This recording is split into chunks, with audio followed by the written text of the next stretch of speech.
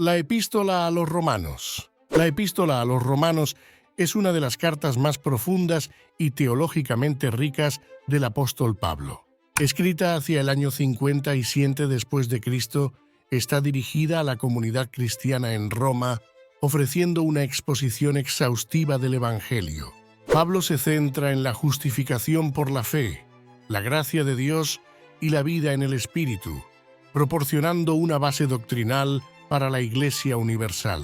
Saludo y temas principales. Pablo inicia su epístola con un saludo que establece su autoridad apostólica y su misión de proclamar el Evangelio de Cristo.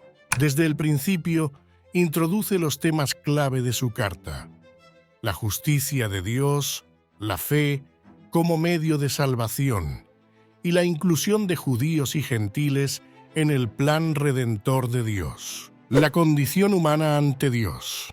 Pablo aborda la condición universal del ser humano frente a Dios, subrayando que todos, sin excepción, han pecado y están privados de la gloria de Dios. Tanto judíos como gentiles están bajo el juicio divino, pero a ambos se les ofrece la gracia salvadora a través de Jesucristo. La ley de Moisés revela el pecado, pero no tiene poder para redimir. La justificación por la fe. Uno de los conceptos centrales en Romanos es la justificación por la fe.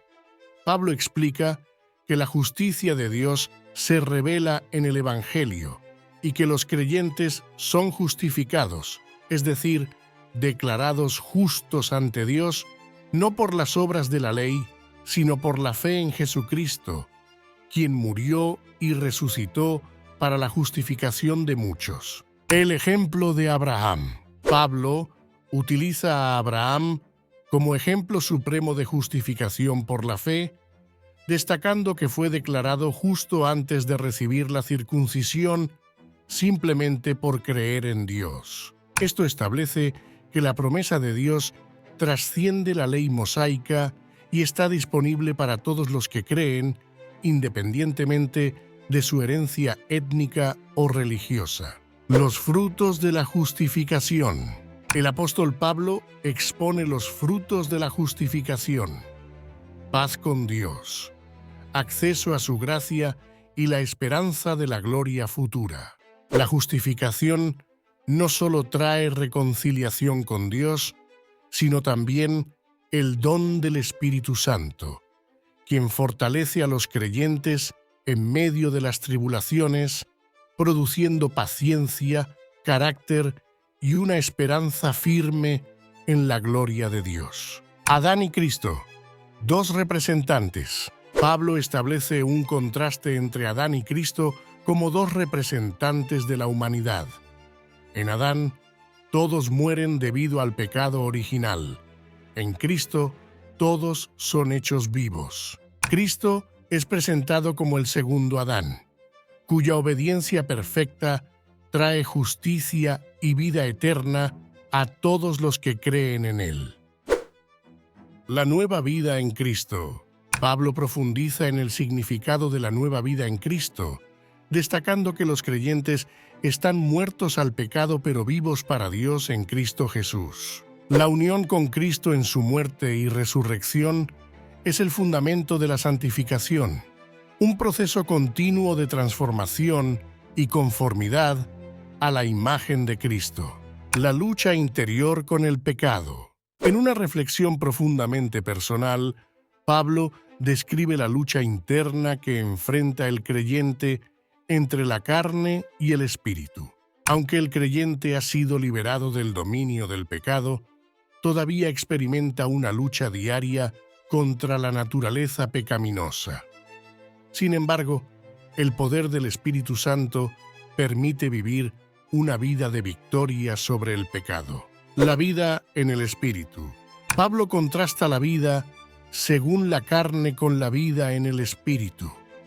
Aquellos que viven según la carne están condenados a la muerte, pero los que viven según el Espíritu disfrutan de vida y paz. El Espíritu Santo no solo nos guía, sino que también da testimonio de nuestra adopción como hijos de Dios.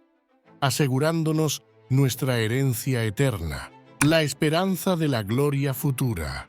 Pablo expone la esperanza cristiana, afirmando que los sufrimientos presentes no se comparan con la gloria futura que se revelará en los hijos de Dios. La creación misma, sujeta a la vanidad, espera con ansias la redención final.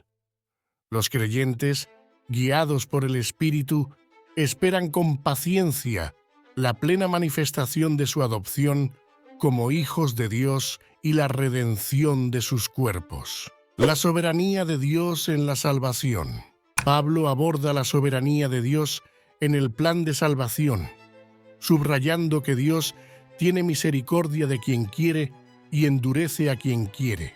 Este capítulo profundiza en el misterio de la elección divina, mostrando que la salvación es un acto soberano de Dios, basado en su propósito eterno y su gracia infinita, más allá de cualquier mérito humano.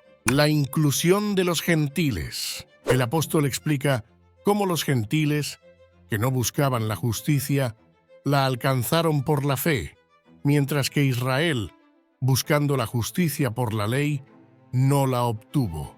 Esto demuestra que la salvación es por fe y no por obras, y que Dios ha abierto la puerta de su gracia a todos los pueblos, cumpliendo así su promesa a Abraham de bendecir a todas las naciones. La salvación de Israel.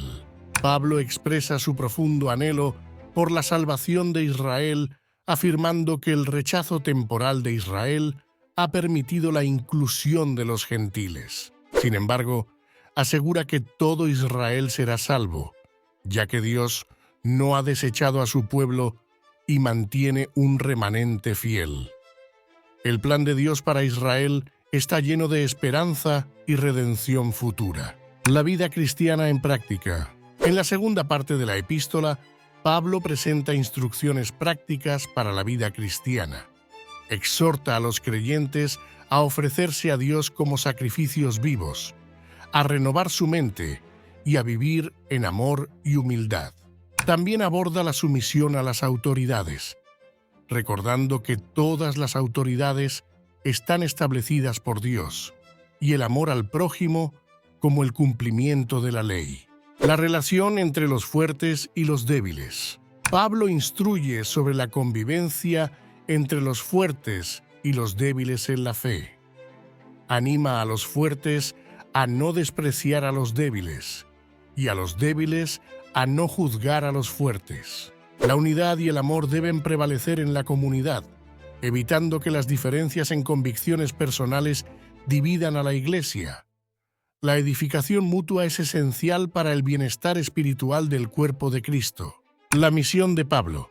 Pablo comparte su deseo ardiente de visitar Roma y su misión de predicar el Evangelio donde Cristo aún no ha sido nombrado. Su objetivo es que los gentiles lleguen a ser una ofrenda agradable a Dios, santificada por el Espíritu Santo.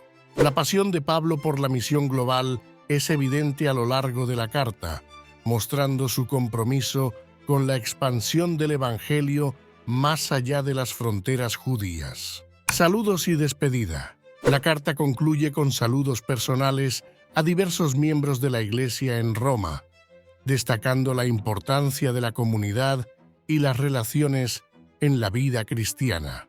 Pablo también advierte sobre aquellos que causan divisiones y exhorta a los creyentes a mantenerse firmes en la fe.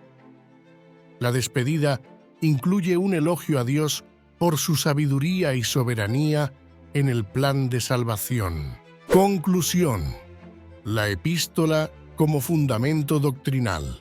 La epístola a los romanos es un pilar de la doctrina cristiana, proporcionando una base sólida para entender la justificación por la fe, la gracia de Dios y la vida en el Espíritu. Pablo, con una lógica contundente y un profundo sentido teológico, articula una visión del Evangelio que ha influido en generaciones de creyentes. Esta epístola revela la universalidad del Evangelio, mostrando que la salvación es accesible para todos, sin distinción de raza o condición. A través de la fe en Cristo, tanto judíos como gentiles pueden ser justificados y reconciliados con Dios, experimentando la plenitud de su gracia y misericordia. La soberanía de Dios en la salvación es otro tema central, destacando que el plan redentor de Dios es un acto de su voluntad soberana.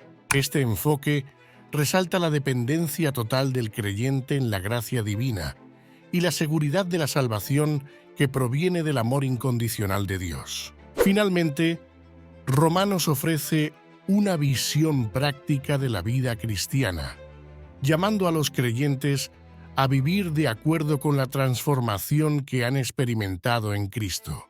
El llamado a la santificación, la renovación de la mente y el amor al prójimo son fundamentales para la vida diaria en comunidad. En conjunto, la epístola a los romanos sigue siendo una fuente inagotable de enseñanza y guía para la Iglesia en todas las épocas.